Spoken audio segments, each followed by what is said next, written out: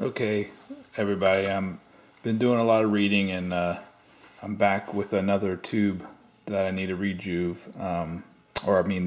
test actually, with the CR7000. So anyway, so the tube that we're looking at, and I'll try to go, hopefully be accurate in some of the stuff I say this time.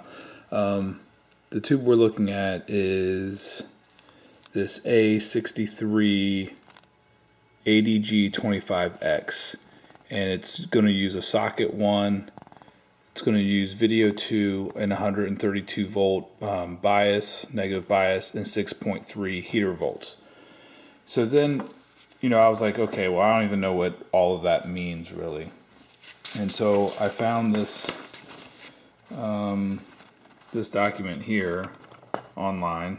It's just a general overview, but it actually has a pretty cool information on showing you how a CRT works and stuff. And I knew some of this before, but it wasn't really making sense, or I didn't know why I needed to know it, I guess, is the best way to describe it. So, every adapter that you have in here on the CR7000, like this is an adapter,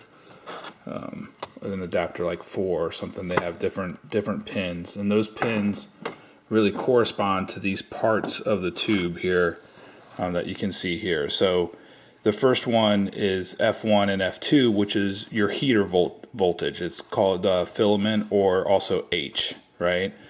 And so obviously that is what's the purpose of that is to heat up the cathode,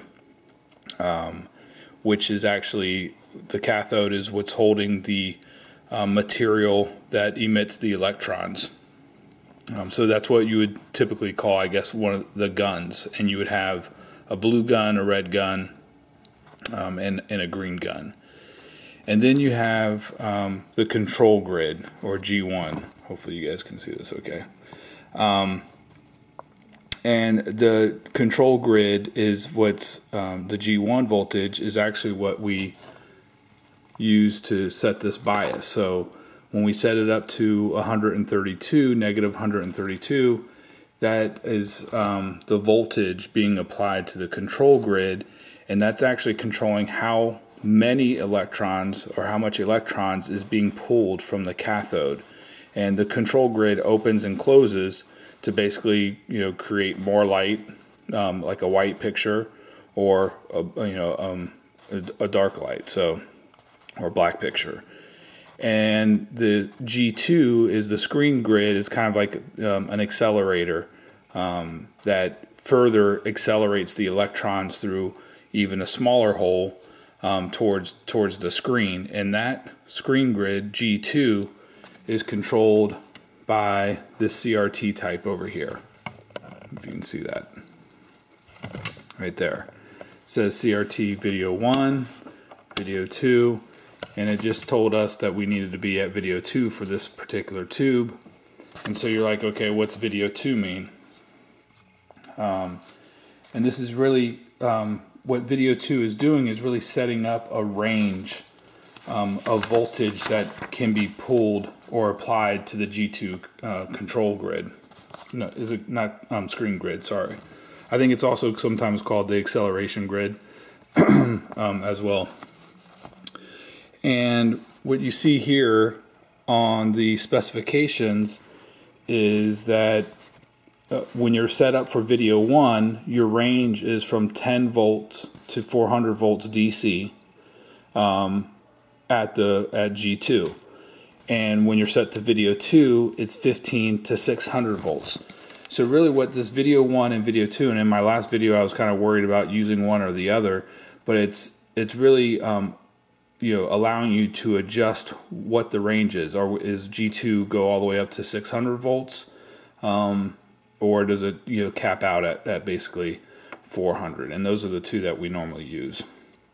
So at that point, I think I covered what I kind of wanted to cover there. So with that little bit of basic information, we'll go through and fire this thing up. So we have our CR7000 turned on, and I set all the cutoff levels here to the middle. Our gun select is simultaneous, so we're going to test red, green, and blue all at the same time. And we're set up to video 2 for CRT type, so that means our G2 grid can go from, I think, what, 15 volts DC to 600 volts DC. And our bias is set to 132, negative 132.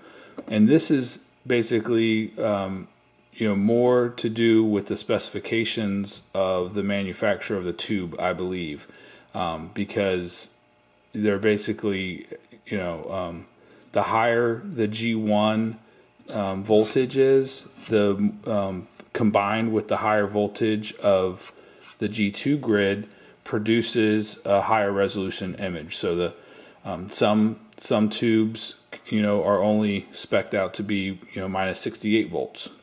Maybe usually the older ones, and the newer ones are usually between, and when I say new, I guess I'm talking about mid to late 80s, probably, maybe even early 80s, versus like 70s and 60s and those kind of things. 1970s and 60s would have between 100 and 132 volts. So, and we already have our filament volts set, and that is for the heater voltage. And like I said in the other video, that's mostly just almost always 6.3 volts. I think that's pretty standard, I think. So the first thing we're going to do is test a G1 short.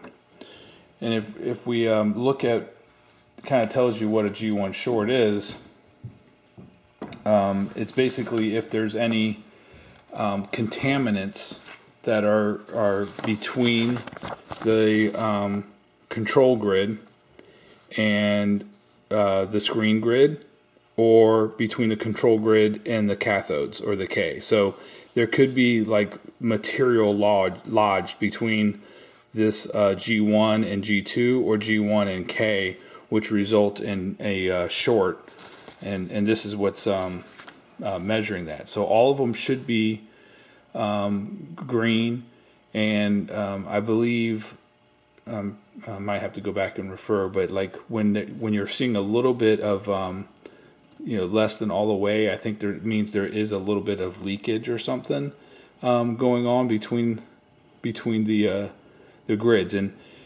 each I believe each gun, blue, green, and red, do all have their own control grid, but I think in most of the time the voltage is all wired together, so they're all, there's 3 separate grids probably. I'm 99% about that, but they're all wired together to get the same voltage on all of them simultaneously or something like that.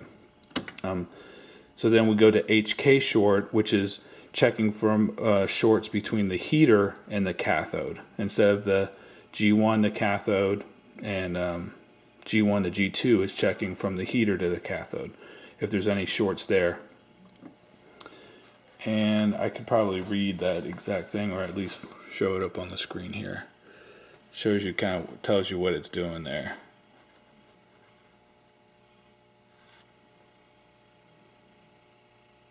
Alright, okay. So then the next one is important, right? So we're going to do the cutoff tracking test.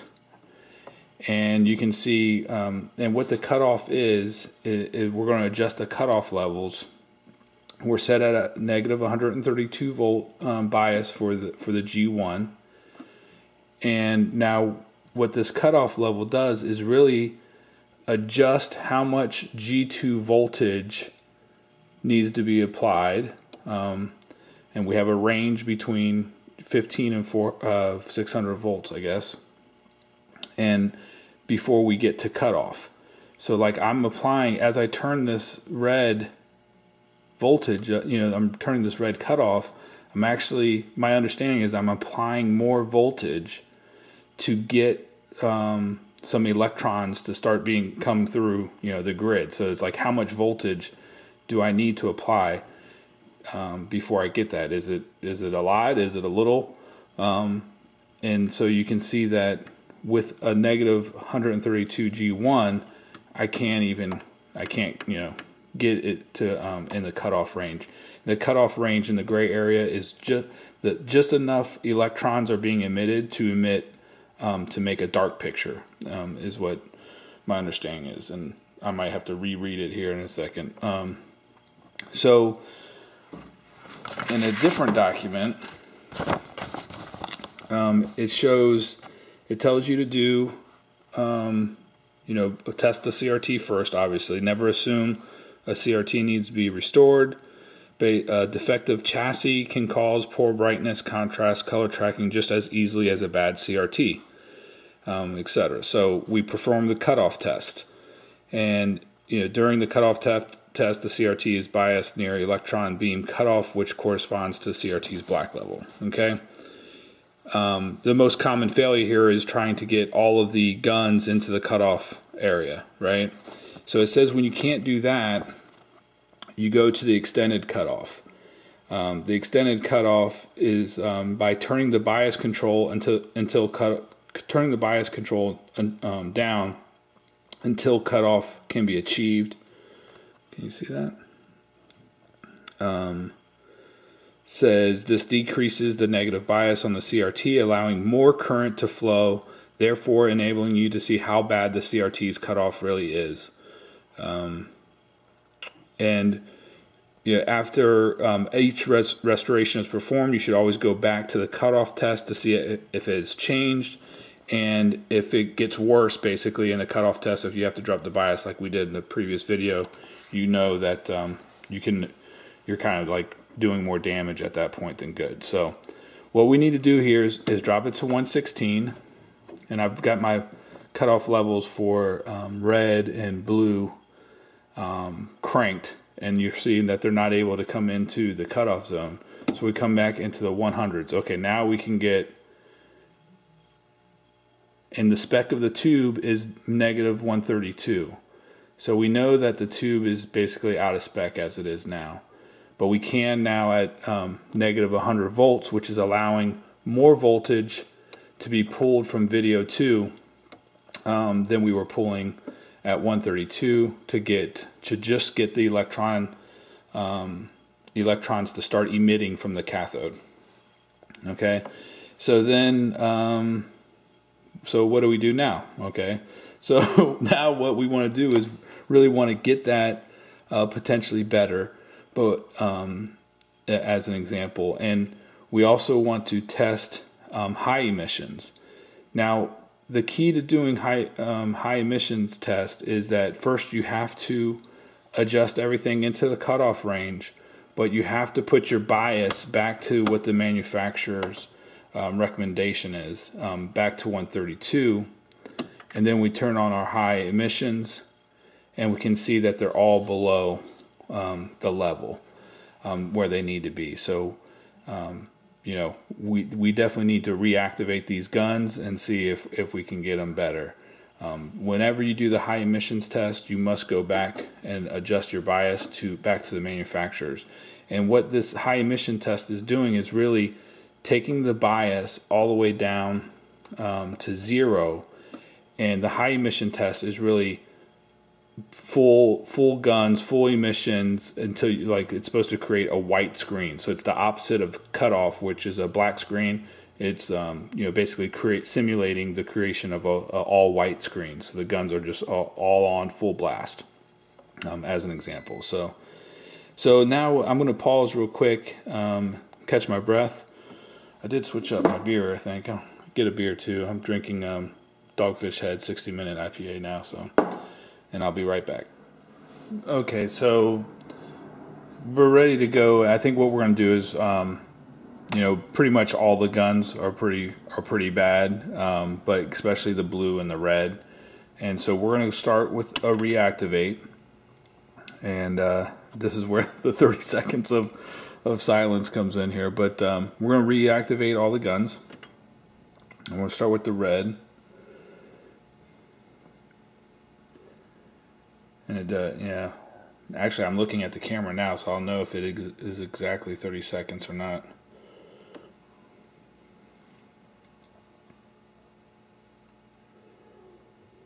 And what we're doing basically is applying 1 milliamp, which is basically the same amount of voltage is what I was reading, is to create a white raster image. So it's not, it's very, very safe. So it's like almost the same voltage that you would, the tube would use in normal day-to-day use anyway. And the CR7000, I'm pretty sure, is the only one that has that feature. And we're going to do blue as well. Those were the two guns that were the worst off. I know, and then we'll go back and see what the low cutoff looks like again. With the red and blue reactivated, see if it's any better,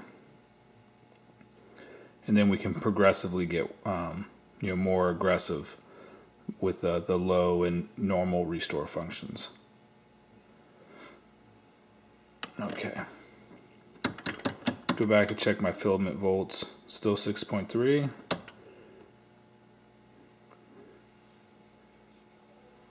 One of the things it says is, basically to, you gotta let the guns cool a little bit. Sometimes if you're reading tests too fast, you'll get inaccurate readings. So it's sometimes just good to kind of let everything cool down.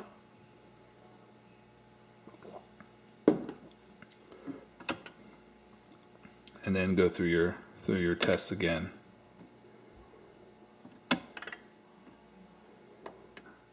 Okay, still nothing there.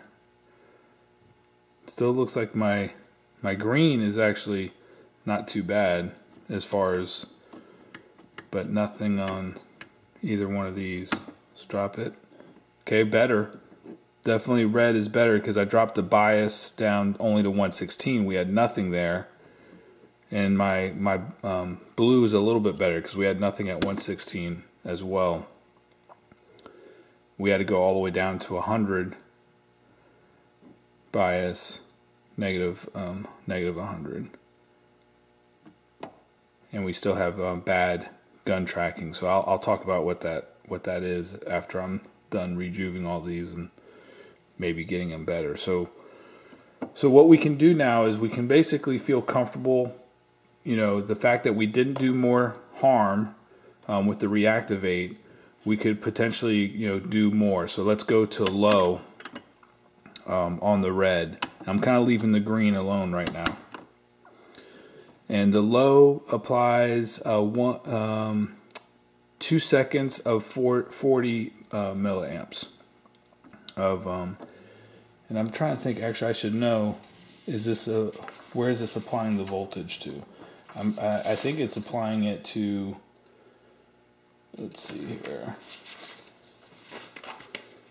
I might need to pause and come back because I think this is important to know. It's applying that voltage to something, and I don't know exactly what.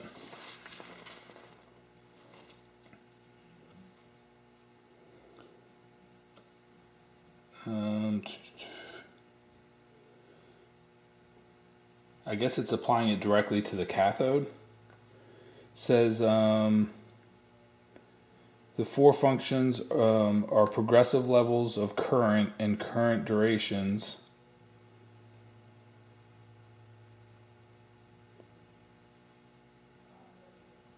Yeah, I guess it's applying it to the cathode.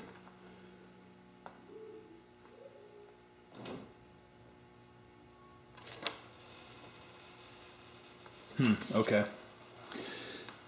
So we're going to apply some voltage and try to burn off some of the contaminants off the cathode. That's basically what we're doing here. So let's go with the low.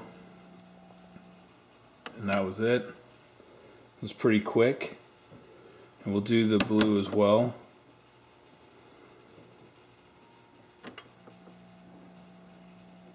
Okay. Now we'll go back to our filament volts. Let's go back up to 132.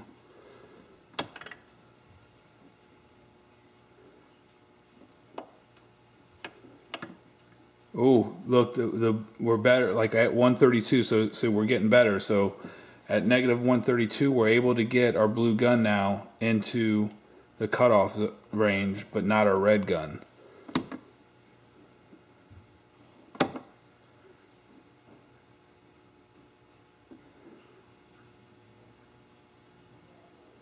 So our red,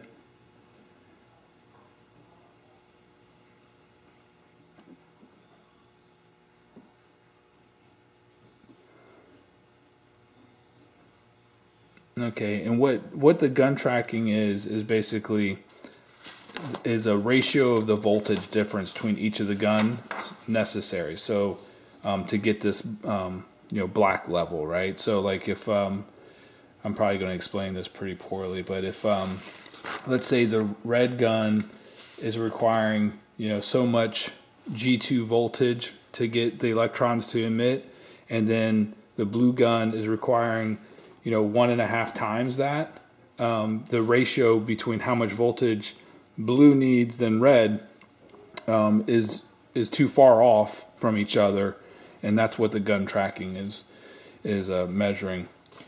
And I think it says probably has what the ratio is supposed to be. I know it said it somewhere. It's like 1.5 or 1.25. Yeah, it's 1.25 to 1. So, as an example. So, okay, so we have 100 volts there. Our green gun looks pretty decent.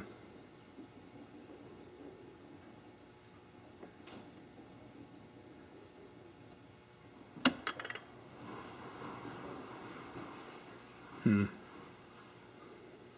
going to reactivate the green gun. Actually, we haven't done that yet, so let's do that. The emissions level for the green was pretty bad, even though we were able to get it into the cutoff range.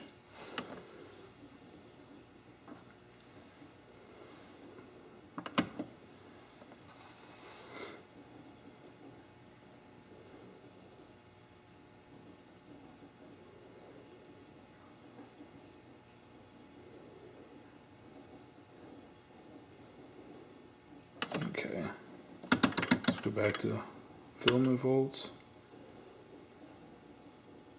Okay.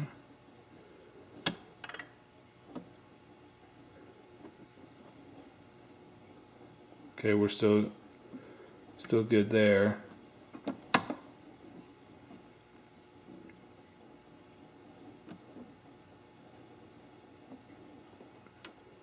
Not good with the red gun at 116 bias, so we're having to use the more voltage from the G2 to basically get it. But look, we got our gun tracking. So because I reactivated that green gun, and it was probably just kind of contaminated a little bit, so it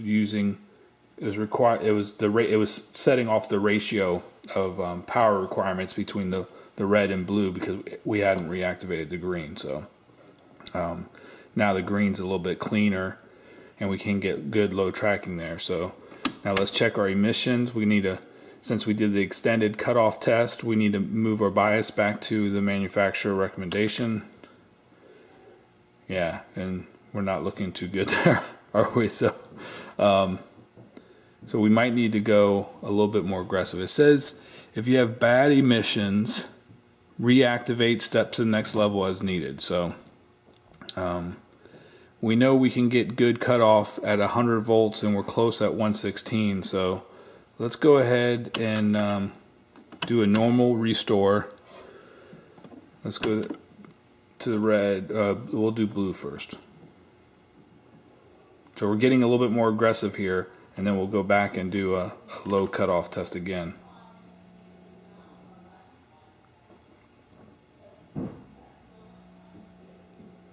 Usually that would goes all the way up to like the mid-level there, so that actually worries me a little bit that it didn't go all the way up. Like, see? Yeah, there could be something going on here, because usually that should go all the way up to the kind of the mid-level.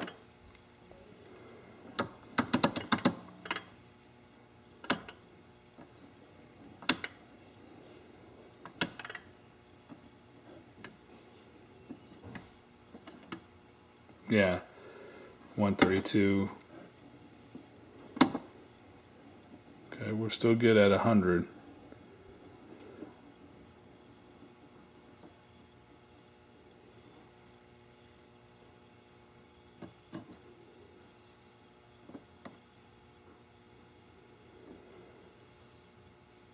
Still good at 100, but not at 132. Emissions is definitely getting better at for the red and the blue. Let's go ahead and restore green here.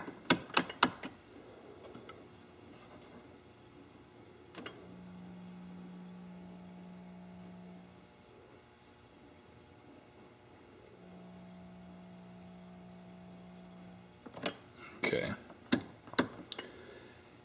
And what I like to do is, I don't know why, it doesn't say to do this anywhere, but it just seems like I've had some luck after I do a restore function, like a normal or high or low, is then go back to the reactivate. Because it says reactivate, I think that's why I do it, even though I know that reactivate just means it's applying a lot less voltage, but for a longer period of time. So I'm going to do all three guns here.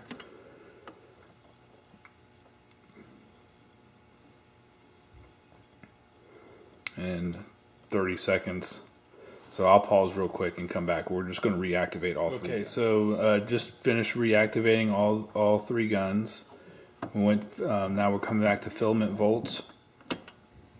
G1 short. It looks good.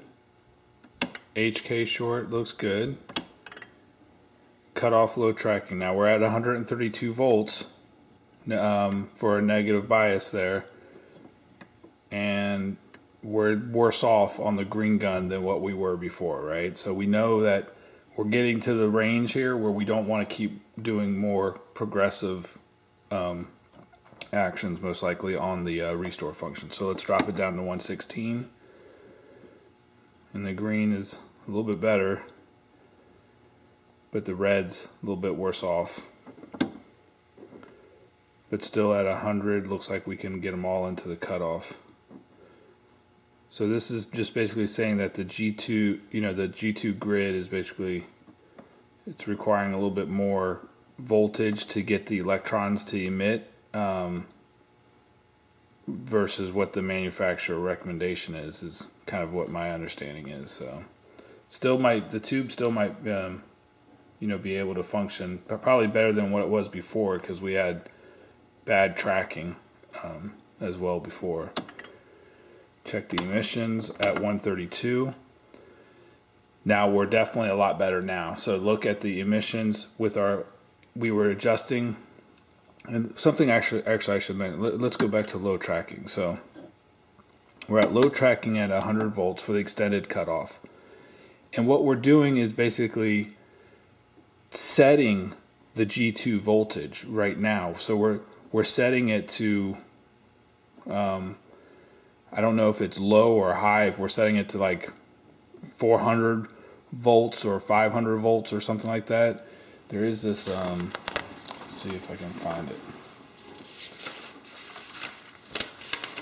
It's like a little graph here. This part I still I'm not 100% on either.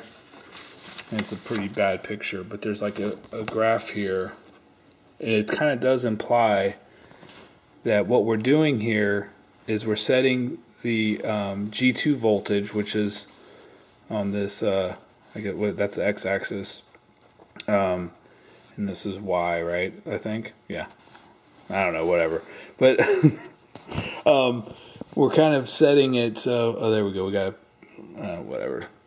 The cutoff range up here. So, like, if it's a negative, as we move the G1 voltage down, it's here, and then we're kind of like in this range. So I think what we're doing is we're actually setting, the G2 voltage when we're adjusting this low cutoff with these levels right here. We're kind of, and then what happens is when let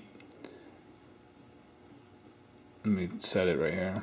Okay, so we have good low tracking. What happens is now we go back to negative 132, and we go to the high emissions tracking, it basically sets the negative bias to 0. So now we're like, whatever we just set that G2 voltage is, it's like full blast at this point, right? It's pulling the electrons as basically hard as it can based off of how we just had it tuned, if you will.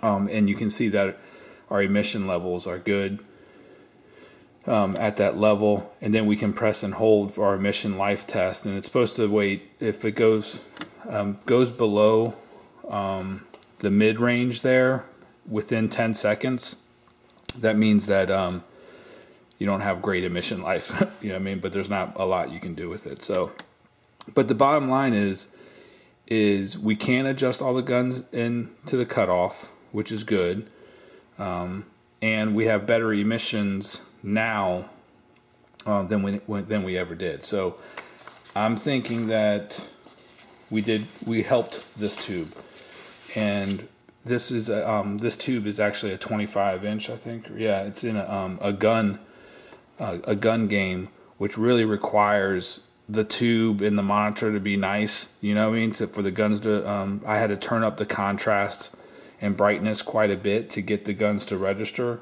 And it was causing bleeding and made the picture not look so great. So I'm thinking after we did this, we're going to have a much better picture. It's going to be able to adjust better. The contrast is going to be better. And we'll show that next, I think. Okay, so basically back at the front, I mean, the only thing I did is before I put the neck board back on, I actually just adjusted all the color drive and cutoff pots to the midpoint, and then when I came to the front, I just adjusted the brightness and contrast, and I mean, 100 times better. I couldn't get this picture here. I had a ton of bleeding, all by the letters, because I had to have the contrast cranked up for guns to recognize. So screen looks really good.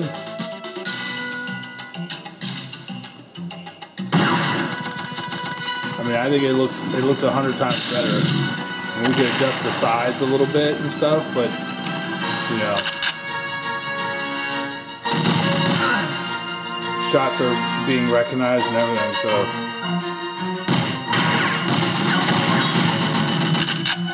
I can't aim while I'm looking through the viewfinder.